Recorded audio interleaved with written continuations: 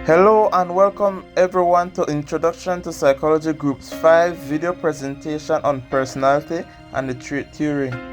Group members are This is Shawna Lawrence and I am 17 years old. Sadie Sanabria, I am 17 years old and I'm achieving an associate's in mathematics. Alyssa Marina Itch. I am 19 years old and I am majoring in associate's degree in primary education.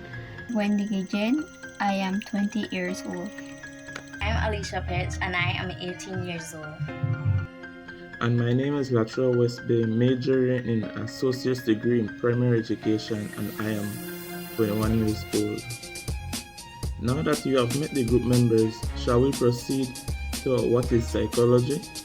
So what is psychology? Psychology stems from Greek origins where psyche means our soul or mind and logos means to study. So that brings us to the definition in its simplest words. It's the study of the mind. It is a broad field, but nevertheless it is under the science because it presents facts and studies about what is researched. Psychology also takes into consideration environments, experience, and much more to understand everyone's actions. Now that you know what psychology is, the next question is, who are their forefathers? It is believed that the father of psychology is William Wundt. He opened the first experimental lab in 1979. Wundt introduced introspection. Another forefather is Edward Titchener, trained by Wundt, and he introduces structuralism. Next there is William James. He did not embrace structuralism, so he introduced functionalism. And next we have Sigmund Freud. He popularized psychoanalysis. And penultimately we have J.B. Watson. He introduced behaviorism, and ultimately Charles Darwin introduced the theory of natural selection. Now we move on to the main topic of the video, Sigmund Freud and the trait theory. Who is Sigmund Freud? He is the most famous person to theorize about personality. He was born on May 6, 1856 and died 23 September 1939.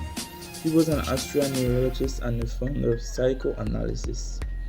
Freud theorizes that personality is based on the unconscious process of one's mind. Freud also places a lot of importance on childhood experiences. Freud also believed that the mind is built on three personality structures and varies in consciousness: the id, ego, and the superego. So in the 90s, you'd typically find carts in which you had horses pulling the buggies forward, then a rider on top of the buggy holding the reins trying to control steering the horses. He's got a whip to whip the horses to make them run. This is the exact same relationship between the id and the ego. The id is the horse, the ego is the rider trying to control the horses. It is your base instinctual desire, the force within you, like your psyche. Looking for instant gratification, pleasure. It is less unconscious. It's the same as how you would imagine a horse, not doing its own thing, like just not worried about anything. As we mentioned, the ego is the rider. He is the rational one. He is the one that thinks long term. The ego is a part of you that is being reasonable, the one that is planning your life. It's trying to rein on the id. Sometimes the horses will want to do crazy things that are not healthy for the overall carriage and rider situation. It might not be beneficial for the horses themselves. The superego is the third and the last structure to develop around 5 years of age. Its job is different. It is the part of you that deals with morality, considers what the id wants, and it is what makes you feel guilty if it's not appropriate or not acceptable. And it can make you feel proud if you do what is morally right. Psychosexual stages and fixations. Oral stage. Oral stage occurs from birth to 1 year. In this stage, the baby interacts through the mouth. Struggle in the weaning process results in a fixation. Oral fixation can result in drinking, eating, smoking, and nail biting. Anal stage. Anal stage occurs from ages 1 to 3. In this stage, the child tackles toilet training and learns to control bodily needs. Strict or inconsistent parents can cause two fixations: anal expulsive personality and anal retentive personality. Anal expulsive personality causes a messy, impulsive, and wasteful personality, while anal retentive personality causes a stingy, orderly, and neat personality. Phallic stage. Phallic stage occurs from ages 3 to 6. In this stage, the child learns the differences between a male and a female.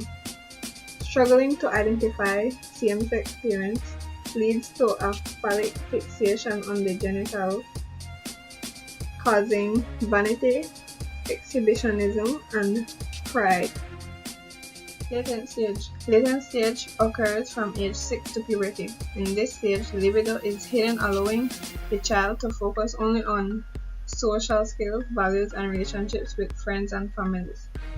Genital stage occurs from puberty to death.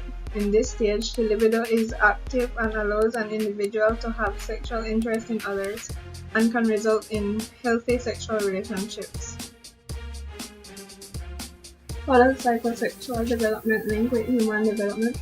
If a child achieves the 8 stages of Freud's psychosexual development, then the child will grow to have a healthy personality. However, if the child fails, it can result in a fixation which negatively impacts the personality of an individual when they're older. Psychosexual development and human development both focuses on the importance of unconscious development. Psychosexual stages and fixations can be linked with the stages of psychosocial development. Freud's 5 psychosexual stages can be associated with Erikson's 8 psychosocial stages. In these two development theories, it is obvious that the parenting styles used during the infant years have an influence on the personality of an individual. An example would be the first 2 stages in both theories. Freud refers to the first year of life as oral stage, while Erikson refers to it as trust and mistrust, but both stages implies that the child develops trust during this period of development. The anal stage can be linked with autonomy versus shame and doubt, because both theories believe that a child learns to be independent during this period. Defense mechanism means behavior people use to separate themselves from unpleasant events, actions, or thoughts. This means whereby people protect themselves from anxious thoughts or feelings. This can allow people to navigate painful experience or challenge their energy. This may help people to put distance between themselves and unwanted feelings such as guilt or shame. Dozens of different defense mechanisms have been identified. Some are used more commonly than others. In most cases, these psychological responses are not under a person's conscious control. That means you don't decide what you do when you do it.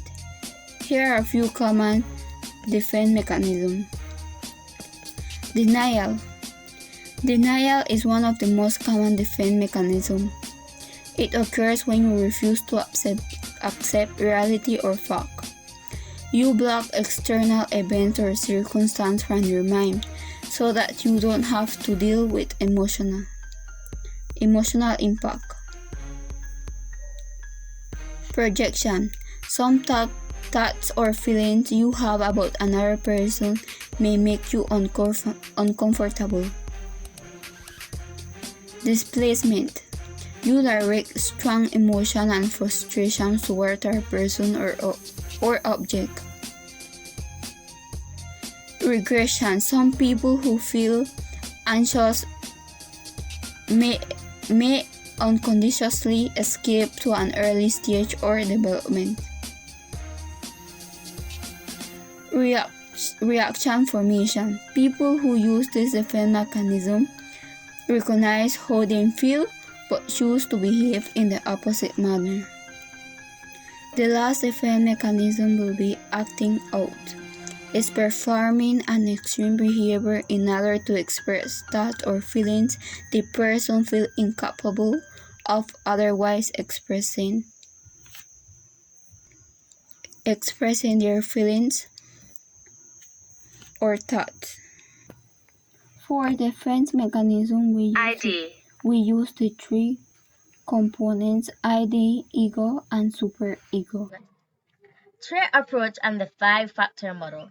While Sigmund Freud's genius psychodynamic personality theory remains popular to this day, it is not the approach we use to understand personality today. Today, we accept an approach that focuses on traits instead of on the stages and structures that revolve around Freud's theory. Trait approach. Trait approach is an approach to the study of human personality that focuses on the general idea that our personalities are made up of characteristics we consistently have. Trait approach, just like any other worker study, came across some challenges. It was already established that our personalities were made up of characteristics we consistently have, but it was still unclear which characteristics made up the personality. Different people came up with different ideas, and ingenious Gordon Allport was one of these people. In 1936, Gordon Allport identified 4,500 characteristics and also proposed that there are three levels of traits: cardinal, central, and secondary. Allport was not the only genius who had an idea though. Raymond Cattell had an idea too. And in 1965, Cattell used statistical methods to group traits that were similar. His idea was if they were all similar, they had to come from one factor. Cattell, using his statistical methods, reduced the number of traits to measure personalities to 16.